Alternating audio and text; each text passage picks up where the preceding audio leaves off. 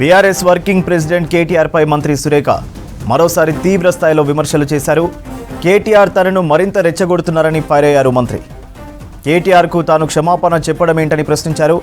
Social మీడియాలో కేటీఆర్ పెట్టించిన పోస్టులన్నీ తొలగించాలని డిమాండ్ చేశారు సురేఖ. తనకంటే ముందు గిరిజన మంత్రి సీతక్కపై ఇంకా ఘోరంగా ట్రోల్స్ చేశారని ఆరోపించారు. వాళ్ళ వరకు వస్తే స్పందిస్తారు, కానీ తమపై ట్రోల్స్ చేస్తే ఎవరూ స్పందించరని మండిపడ్డారు మంత్రి సురేఖ. మహిళలను ఇష్టం వచ్చినట్టు మాట్లాడే కేటీఆర్ నోటిని ఏ యాసిడ్తో కడగాలని ప్రశ్నించారు. నాపై ట్రోల్ చేసిన వాళ్ళను కేటీఆర్ దుబాయ్లో దాచిపెట్టారని చెప్పారు మంత్రి. కేటీఆర్ వాళ్ళను తీసుకువచ్చి అప్పగించాలన్నారు సురేఖ.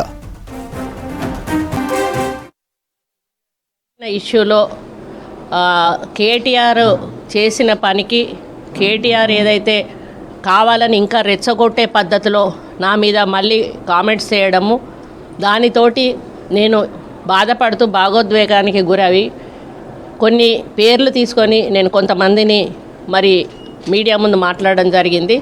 నేను పేర్లు తీసుకోకుండా ఉండాల్సింది. దానివల్ల వాళ్ళు కొంత, ఎందుకంటే నేనే విధంగా బాధపడ్డానో వాళ్ళు కూడా అదే విధంగా బాధపడడం నాకు బాధ అనిపించింది. దాన్ని దృష్టిలో పెట్టుకొని నేను నైట్ బేషరత్గా నా వర్డ్స్ని విత్డ్రా చేసుకుంటున్నా అని కూడా చెప్పడం జరిగింది.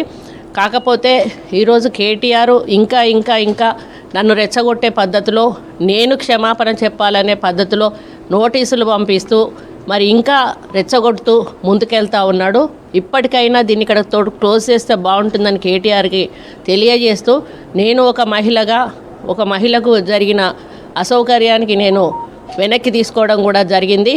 నువ్వు కూడా నా మీద ఏదైతే ఇబ్బందికరమైనటువంటి పోస్టులు పెట్టించి ఇబ్బందికరమైనటువంటి కామెంట్స్ చేశావో దాన్ని కూడా వెనక్కి తీసుకుంటే బాగుంటుందని తెలియజేస్తా ఉన్నాం. ఫినాయిల్ పెట్టి కడుక్కోవాలట. మరి మేమేం మాట్లాడినాం, కేటీఆర్ మాట్లాడిన మాటలన్నీ వెనక్కి తిరిగి ఒకసారి చూసుకోవాలండి. మరి ఆయన్ని ఏం పెట్టి కడగాలో, యాసిడ్ పెట్టి కడగాలా, లేకపోతే ఇంకేం పెట్టి కడగాలో ఆయనే దానికి సమాధానం చెప్పాలి. మేమైతే ఏం దుర్భాషలు ఏం ఆడలేదు, బూతులు ఏం మాట్లాడలేదు. మేము ఆయన ఇచ్చిన దానికి మేము కౌంటర్ ఇచ్చాము. ఇప్పుడు బస్సులో తిరిగే ఆడబిడ్డలు అని అవమానిస్తాడు, ముగ్గురు బిడ్డలు కంటే వాళ్ళని అవమానిస్తాడు, ఎవరిని పడితే వాళ్ళని ఇష్టం ఉన్నట్టు మాట్లాడతాడు.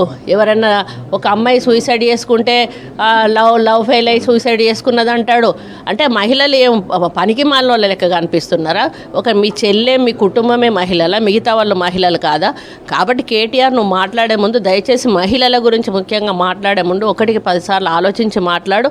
ఇప్పుడు దానికి నాకు పోస్టుకు సంబంధం లేనప్పుడు అన్నప్పుడు వాళ్ళని బయట తీసుకొచ్చి అప్పచెప్పు. నువ్వు అప్పచెప్పినప్పుడు నువ్వు మంచోడు అని మేము అందరం కూడా నమ్ముతాం. కానీ నువ్వు వాళ్ళని తీసుకెళ్ళి దుబాయ్లో దాచిపెట్టి నాకు అకౌంట్కు సంబంధం లేదు అని చెప్పి వాళ్ళ కొండా సురేఖనే నాకు సారీ చెప్పాలి, క్షమాపణ చెప్పాలని చెప్పేసి లీగల్ నోటీసులు పంపించి మళ్ళీ ఉల్టా నా మీదనే దాడి చేయడం ఎంతవరకు సమంజసం?